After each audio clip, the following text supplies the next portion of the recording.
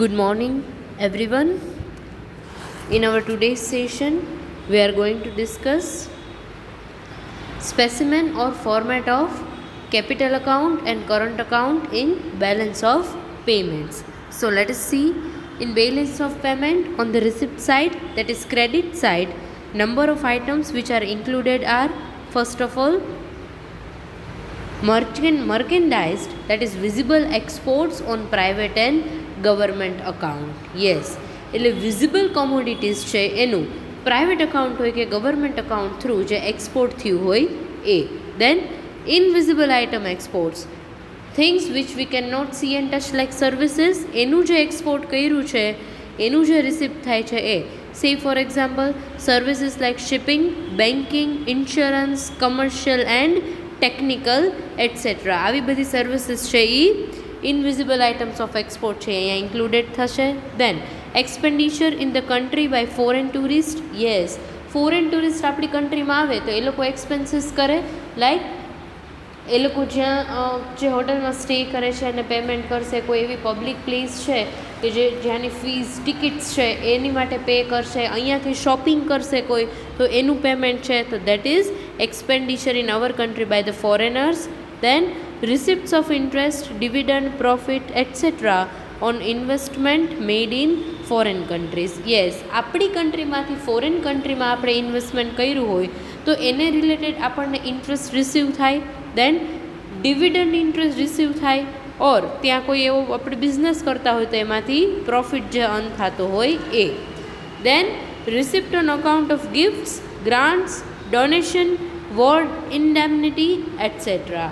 Yes, foreign કન્ટ્રીમાંથી આપણી કન્ટ્રીમાં કોઈને ગિફ્ટ્સ કાંઈક રિસીવ કરતા હોય, કોઈ એવી ગ્રાન્ટ મળી હોય, કોઈ એવું સોશિયલ વર્ક કે કોઈ પણ એવી કોઈ નવું કંઈક એસ્ટાબ્લિશમેન્ટ થતું હોય કે કોઈ એવું કોઈ પણ સ્ટ્રીમમાં એવું કામ થતું હોય કે ફોરેન કન્ટ્રીઝમાંથી આપણને ગ્રાન્ટ મળે. ડોનેશન્સ, યસ, ડોનેશન પે કરતા હોય, કોઈ તમારે કોઈ ડોનેશનની રિક્વાયરમેન્ટ હોય કે મારે એક નવું એવી હોસ્પિટલની રિક્વાયરમેન્ટ છે કે જેમાં ફ્રી ઓફ કોસ્ટ છે બધા જ પેશન્ટની ટ્રીટમેન્ટ થાય તો એની માટે ફોરેન કન્ટ્રીમાંથી જો ડોનેશન મળ્યું હોય તો એ. દેન વોર ઇન્ડેમનિટી, એટલે વોર કમ્પ્લીટ થાય અને જે વળતર મળે ને એને વોર ઇન્ડેમનિટી કહેવાય. So these are also recorded on the credit side in the current account. Then miscellaneous receipts for the services rendered by experts, technicians and others in the foreign countries. Yes, foreign કન્ટ્રીઝમાંથી કોઈ receipt એવા કોઈ income generate થઈ હોય, શું કામ કે આપણી કન્ટ્રીમાંથી કોઈ ફોરેન કન્ટ્રીમાં કોઈ સર્વિસીસ પ્રોવાઈડ કરી હોય, લાઇક એઝ એન એક્સપર્ટ કોઈ ટેકનિશિયન હોય છે કે જેને ટેકનિકલ વર્ક છે એ પ્રોપર આવડતું હોય, કોઈ એવું રિપેરિંગ કામ કર્યું હોય કે કોઈ પણ એવું કામ હોય કે જેને લીધે આપણને ઇન્કમ રિસીવ થતી હોય, તો all this transactions are recorded on the receipt side, that is credit side in current account. Now payment or debit side છે એનું ઓપોઝિટ છે. તમે બધા પછી જોઈ લેજો જસ્ટ કે જે રિસિપ્ટ હતી એ બધું આપણી કન્ટ્રીમાંથી બીજી કન્ટ્રીમાં પેમેન્ટ થતું હોય, that is the payment side. Or debit side કે ઇનવિઝિબલ મર્કેન્ડાઇઝ છે તો વિઝિબલ ઇમ્પોર્ટ્સ. ઓમાં શું હતું રિસિપ્ટમાં કે આપણે એક્સપોર્ટ કરતા હોય, હવે જો તમે કોમોડિટીઝને ઇમ્પોર્ટ કરો તો તમારે પેમેન્ટ કરવું પડે, whether it is private or government account.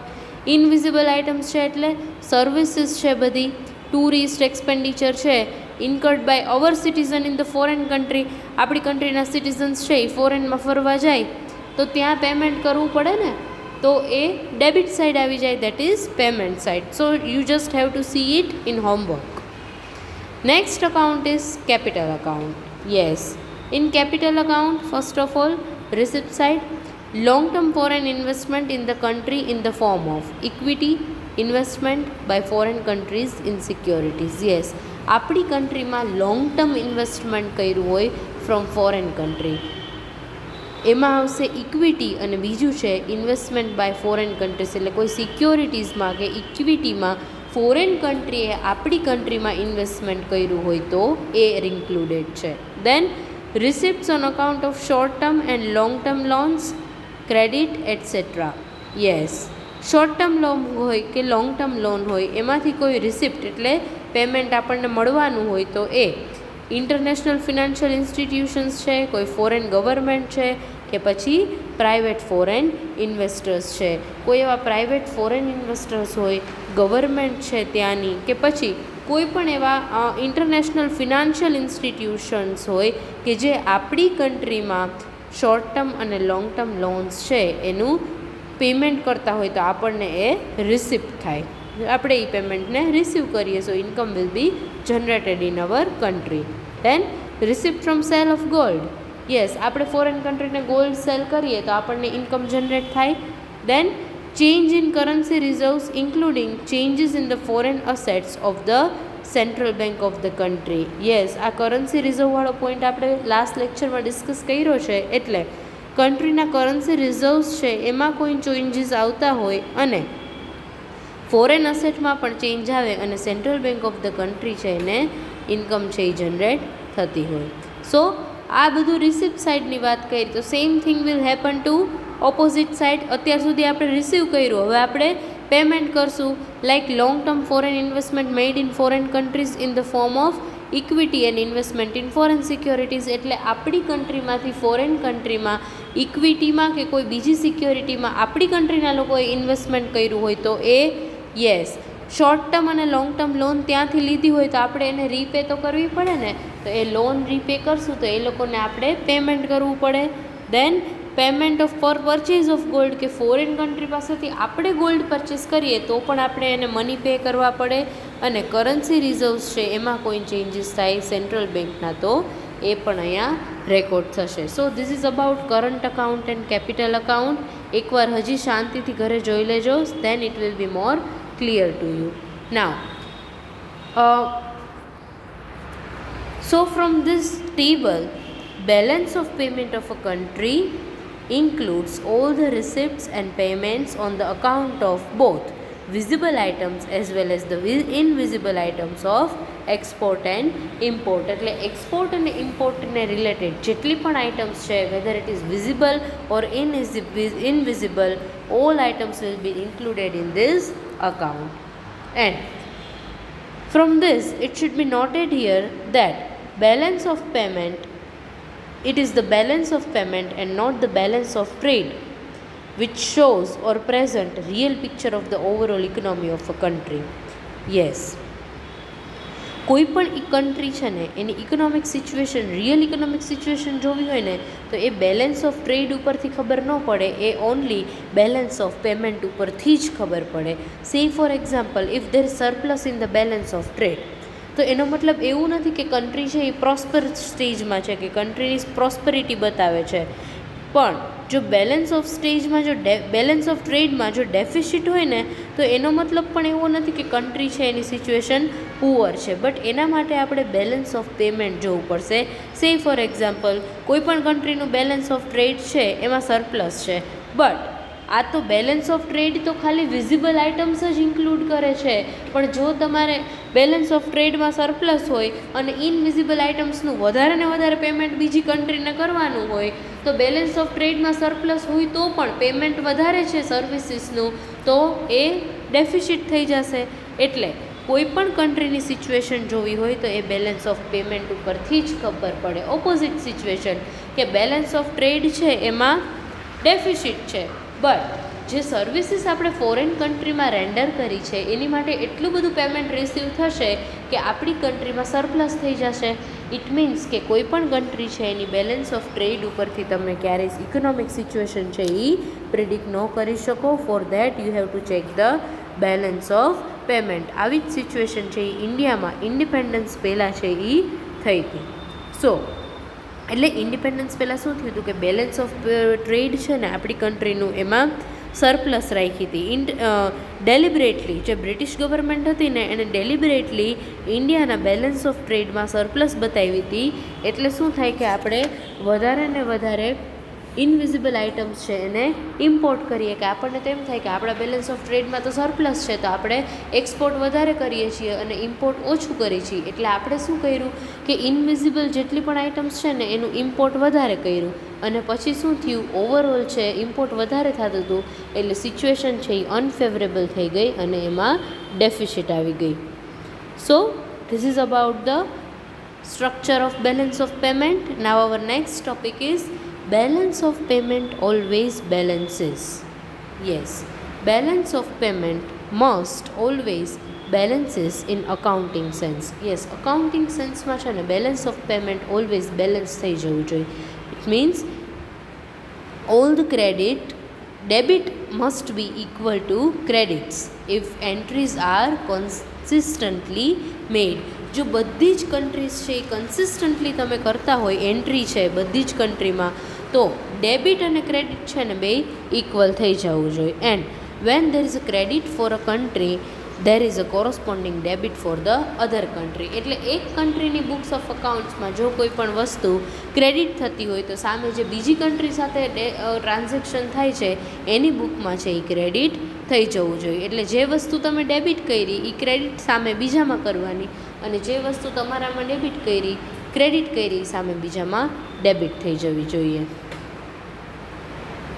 So credit and debit account must be equal in the accounting sense. એટલે અકાઉન્ટિંગ સેન્સમાં ક્રેડિટ અને ડેબિટ બે અકાઉન્ટ્સ છે એ ઇક્વલ હોવી જોઈએ. And this is the meaning of the statement balance of payment always balances, and this statement is true. આ balance of payment એટલે જ્યારે ક્રેડિટ અને ડેબિટ બે ઇક્વલ થઈ જાય, ઇક્વિલિબ્રિયમની પોઝિશન આવે, it is known as balance of payment always બેલેન્સીસ. એટલે જે એન્ટ્રી તમે ક્રેડિટ કરી છે એને ડેબિટ કરો બીજી બુકમાં, અને જે એન્ટ્રીને તમે તમારી બુકમાં, આપણી કન્ટ્રીની બુકમાં ક્રેડિટ કરી છે એને બીજી કન્ટ્રીની બુકમાં ડેબિટ કરો. Now at the same time it should be also noted here that while countries' international accounts must always balance, its own accounts need not be in equilibrium.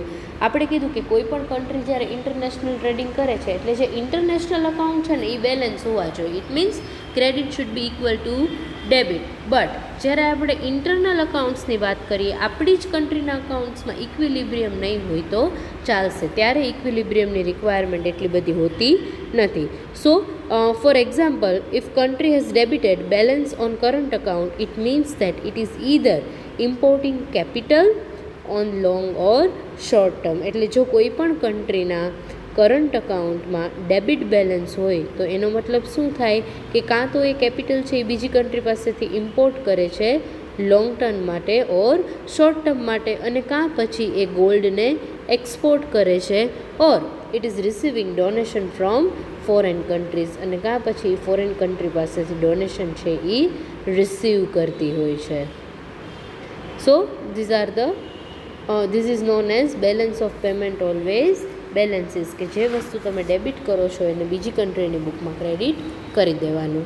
Now the normal analytical approach to balance of payment is to regard it as the difference between receipts from and payments to foreigners by the resident of the country. Yes, એટલે આપણી કન્ટ્રીના રેઝિડન્ટ્સ છે એ કાં તો foreigners પાસેથી receive કરશે money income, અને કાં પછી એને પેમેન્ટ કરશે. એન્ડ આ બેનો જે ડિફરન્સ છે એ આપણી કન્ટ્રીની બેલેન્સ બતાવે છે in the balance of payment. And symbolically it can be expressed as B is equals to R minus P. Here B is equals to balance of payment, R is equals to receipt from foreigners, and P is equals to payment made to foreigners. Now you know that. So country's balance of payment is said to be in equilibrium when receipts are equals to payments. એટલે જેટલું તમારે receive કરવાનું છે એટલું જ સામે તમે payment કરતા હોય, બે ઇક્વલ હોય, at that time it is known as balance of payment balances. Then on the other hand, if in the country's balance of payment, if export is greater than the import, it means receipts are greater than the payments, at that time condition is favorable for the country. એટલે જો export છે import કરતાં વધારે હોય તો આપણી country માટે એ favourable situation કહેવાય, બિકોઝ આપણે રિસીવ વધારે કરીએ છીએ અને પેમેન્ટ ઓછું કરીએ છીએ. But on the other hand, if imports are greater than the export, at that time this situation is unfavorable for our country. It means payments are greater than the receivables. જેટલા આપણે receive કરવાના છીએ money એના કરતાં વધારે આપણે payment કરી દઈએ છીએ. Same way country's balance of payment is said to be balanced when import and export are equal. Now, symbolically જો આને જોઈએ તો if B is equals to 0, then balance of payment is in equilibrium. But if B is positive, that is plus છે, તો balance of payment is in surplus. And if B is negative, that is minus, then the balance of payment is in deficit. એટલે balance of payment માં deficit છે. So it is about the balance of payment always balances. Now our next topic is disequilibrium in the balance of payments. Yes, હવે balance of payment છે એમાં ક્યારે ડિસઇક્વિલિબ્રિયમ આવે ને એના પોઈન્ટ્સ છે. Let us discuss. Mainly, there are two types of disequilibrium in the balance of payments of a country. The first is temporary or transitory disequilibrium, and the second is fundamental disequilibrium. Now, temporary disequilibrium means what? This type of disequilibrium is a temporary phenomenon. Yes, નેચરમાં temporary છે and it is also self correcting. It means કે જો temporarily ડિસઇક્વિલિબ્રિયમ હશે ને કોઈ પણ ઇકોનોમીમાં તો એની marriage સરખું થઈ જશે, એની માટે કોઈ એડજસ્ટમેન્ટ કરવાની રિક્વાયરમેન્ટ નથી. But on the other hand fundamental disequilibriums are comparatively for a long period of time and they are not self correcting. For that you have to make certain adjustments. આ જે fundamental ડિસઇક્વિલિબ્રિયમ છે ને એને clear કરવા માટે થઈને ઘણા બધા એડજસ્ટમેન્ટ કરવા પડશે and it is for the long term and it is also chronic. Right. Now, causes of deficit in the balance of payment. Yes, why there is deficit in the balance of payment, that causes we are going to discuss and it is one of the important questions. First is economic factors. Yes, economic factor which causes deficit in the balance of payment are four. First is cyclical fluctuation, second is inflationary pressure in the economy, third is capital movements, and fourth is sell in exports and rise in imports. Sorry, sell ને fall આવશે, S થઈ ગયું છે. That is fall in exports and rise in imports. Now let us discuss one by one. The first is cyclical fluctuation. Yes, આ બધા reason છે કે જેને લીધે બેલેન્સ ઓફ પેમેન્ટમાં ડેફિસિટ આવે છે. Cyclical fluctuation. Now you know the meaning of business cycle. આપણે આખું ચેપ્ટર ભણી ગયા છીએ. Yes, alternative waves of expansion and contraction, એને લીધે બિઝનેસ બેલેન્સ ઓફ પેમેન્ટમાં ડેફિસિટ આવે છે કે જો ઇકોનોમીમાં એક્સપાન્શન હોય તો વધારે ને વધારે વસ્તુ છે એ ઇમ્પોર્ટ થશે અને ultimately it will lead to deficit in the balance of payment of a country. Next is inflationary pressure in the economy. Yes, if there is inflation in the economy, it means income of the people will be high, and when income is high, people will demand more branded products, more international products, so import will be more. જ્યારે તમારી income વધારે હોય ને ત્યારે તમે foreign products purchase કરશો વધારે, એટલે ઇમ્પોર્ટ ઇન્ક્રીઝ થઈ જશે અને એક્સપોર્ટ છે એ ઓછું થઈ જશે. એટલે ઇન્ફ્લેશનરી પ્રેશર થ્રુ છે એ ઇકોનોમીમાં ડેફિસિટ આવે છે, બિકોઝ બધી જ વસ્તુના પ્રાઇઝીસ છે એ ઇન્ક્રીઝ થઈ જશે અને એક્સપોર્ટ છે એ રિડ્યુસ થઈ જશે. એટલે આપણી કન્ટ્રીમાંથી બીજી કન્ટ્રીમાં જે કોમોડિટી એક્સપોર્ટ થતી હતી એનું પ્રપોર્શન છે એ રિડ્યુસ થઈ જાય છે because of the high prices. Because આપણી કન્ટ્રીમાં કોમોડિટીના પ્રાઇસ હાઈ હોય તો બીજી કન્ટ્રીવાળા હાઈ પ્રાઇસ ઉપર પરચેસ કરવા માટે રેડી નહીં થાય, and that is Y it will lead to deficit in the balance of payment. And maybe due to rising in the money income of the people during inflation, imports will rise and ultimately there will be deficit in the balance of payments. Next is capital movements. Yes, capital movements means what? જ્યારે આપણી કન્ટ્રીમાંથી capital છે એ બીજી કન્ટ્રીમાં transfer થાય because of any reason like political instability or any other factor, there is a flight of capital from the country. Yes, ઘણીવાર એવું થાય કે કોઈ કન્ટ્રીમાં છે ને પોલિટિકલ ઇન્સ્ટેબિલિટી હોય, કોઈ ફિક્સ જ ન હોય કે કઈ પાર્ટી રહેશે, તો એને લીધે છે ને લોકોનો જે આપણી કરન્સીમાં ટ્રસ્ટ છે ને ઇટ શેકન. એનું રીઝન છે કે જો પોલિટિકલ પાર્ટી ચેન્જ થાય ને તો એની સાથે એના રૂલ્સ અને રેગ્યુલેશન ચેન્જ થાય, એટલે લોકોને ટ્રસ્ટ જ ન આવે કે આપણી કન્ટ્રીમાં ઇન્વેસ્ટ કરવું કે નહીં, and it will lead to flight of capital from the country. And same way, country may tend to have an adverse balance of payment when it borrows heavily from the another country. જ્યારે country છે એ બીજી country પાસેથી money બોરો કરે large amount, ત્યારે પણ કોઈ પણ કન્ટ્રીના balance of પેમેન્ટમાં ડેફિસિટ આવી શકે. એટલે શું થાય કે બોરો આપણે બીજી કન્ટ્રી પાસેથી વધારે કરીએ અને લેન્ડિંગ છે બીજી કન્ટ્રીને એ સાવ ઓછું થઈ જાય. Next is fall in exports and rise in imports. Yes, now you know that export ઓછું થઈ જાય અને ઇમ્પોર્ટ વધારે થઈ જાય એટલે પેમેન્ટ વધારે અને રિસીવ ઓછું થશે. It means it will lead to deficit. The second factors are natural factors. Natural factors ક્યાં હોઈ શકે? ફ્લડ છે, અર્થક્વેક છે, સુનામી છે, આ બધા નેચરલ ફેક્ટર્સ કહેવાય. બહુ વરસાદ આવે, ક્રોપ ફેલિયર છે કે બધો પાક એકસાથે બળી જાય, તો આવા બધા કોઈ પણ રીઝનથી આવું થઈ શકે, તો આને આપણે નેચરલ ફેક્ટર્સ તરીકે કન્સિડર કરીએ છીએ. તો આવા જે નેચરલ ફેક્ટર્સ છે એને લીધે શું થશે? Export will reduce and import will increase, and it will create disequilibrium in the balance of payment, and it will lead to deficit in the balance of payments. The third is political factors. Yes, as I have told you, political instability also deteriorate our balance of payment situation in the country. એટલે શું થાય? જ્યારે કન્ટ્રીમાં political instability હશે એને લીધે deterioration in the law and order situation within the country and fear of foreign aggression, lack of confidence in the currency of the country, etc.